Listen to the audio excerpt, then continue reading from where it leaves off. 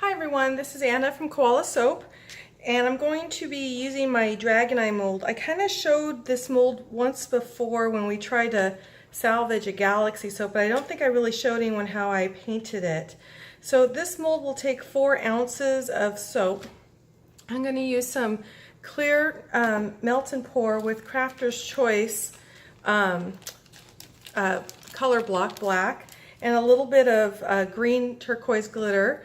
And we're going to use Gavin's favorite scent, which is Classic Watermelon from Crafter's Choice.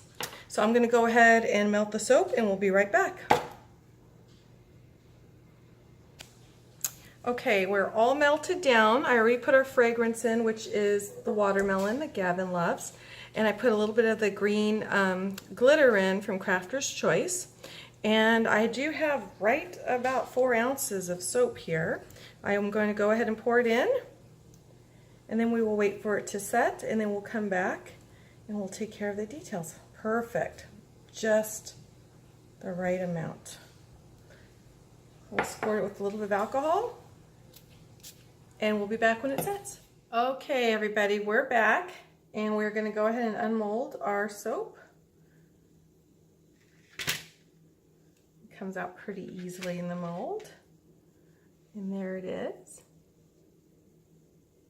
Okay, so we have a lot of detail in this mold, and there's several ways that I paint it. I can either use melt and pour, I use clear, and I can either use a pipette, but what's even easier is the syringe.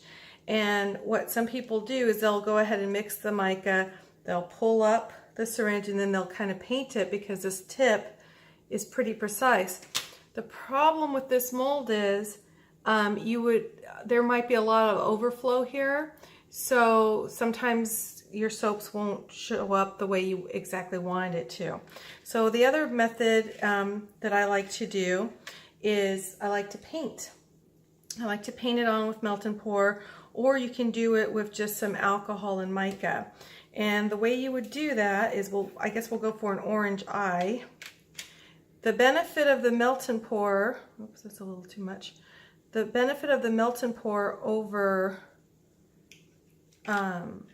this, just brushing it with some alcohol, is that the melt and pour won't wipe off so easily. The problem is you have to make sure, I'm going to mix this one with a little bit of alcohol.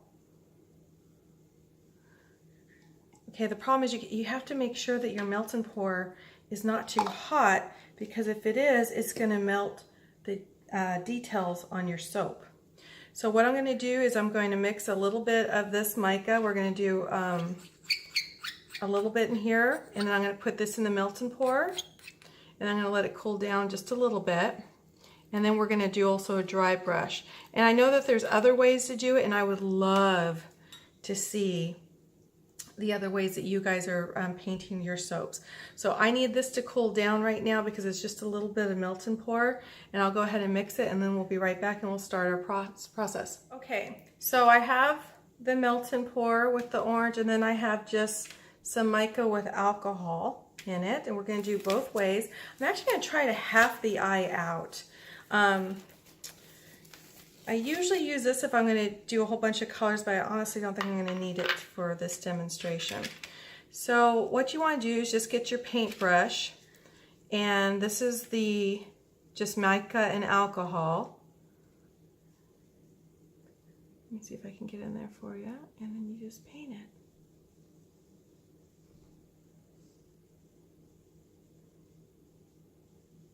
And then you add, and the alcohol will evaporate, and this is what you're left with. And it looks really, really good. Now, let me make sure that this is, unless, oh good, we have a skin on it, so it's definitely cooler. Okay, now this, do is we kind of dip it in there. And this sometimes doesn't show up as well. You have to kind of do several layers of it.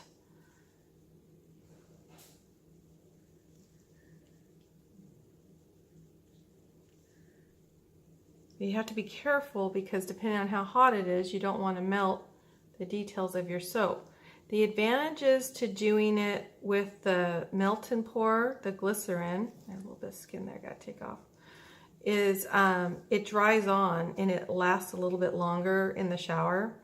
If you actually do the melt and pour directly into here, even better. It'll be part of the color. So you can't really tell a big difference as far as the color on the outside goes. The problem with this is if it keeps cooling down, you're going to have to keep rewarming it, and then you're going to have to keep waiting for it. And then you also have to wash your brush off a lot because this will get hard. Okay, so we'll be done with that, and then we're going to finish up with this.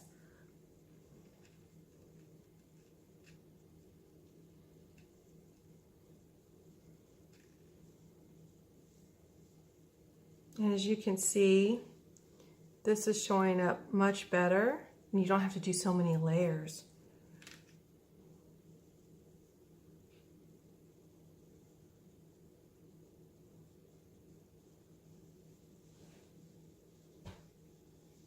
Okay.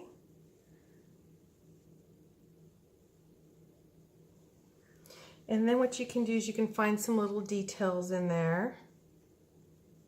And you can actually do different colors. I'm using the Stardust micas again, and you can see there's some ridges there, so I'm just going to lightly go over those ridges to add.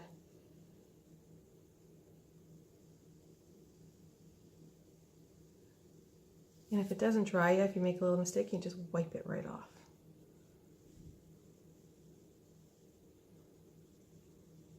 Now, I got this mold off of Amazon. And that's pretty much your dragon's eye, or your dinosaur eye. I think they call it dragon or dinosaur eye.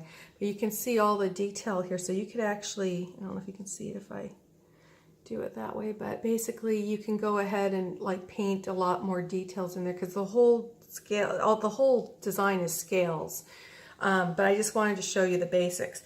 So what I do want to, so this will dry, give it a couple hours to dry, and then you can wrap it. But what I wanted to show you was the syringe method. So actually, because this already has a skin on it, I'm gonna have to remelt it, and then we'll come back and I'll show you that part of it. Okay, so now we have this melted. I couldn't hit my camera with my glove on. So what you would do is after you melt this down, you're gonna have to gauge where everything is on here. So if I want an orange eye, first of all, I'm probably gonna have to do the black or whatever color I want around it because it's a little deeper in the mold. And then with these syringes or a pipette, I think the syringes are a little bit easier to use because they're a little bit more precise. The pipette, you know, you can do it with the pipette too. So you're gonna actually pull some soap in. I don't know if you can see that.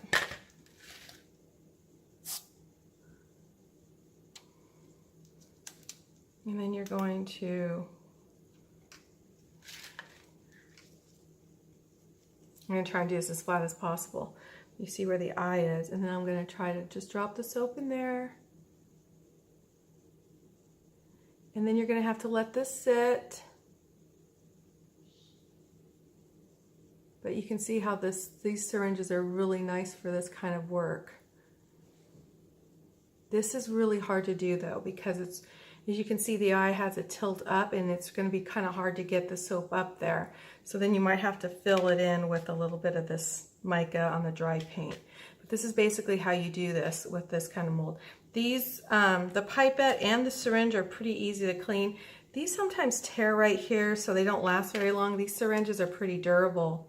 And what you would do is you would actually just run warm water through here and then just keep plunging it out. I guess these would wear out after a little bit, but these are actually really good for trying to paint inside the designs. This will last longer, obviously, because it's part of the actual soap. This will probably wash off within the first wash because of the mica just being dry on there with the alcohol. So I kind of wanted to show you how I paint my dinosaur dragon eye soap.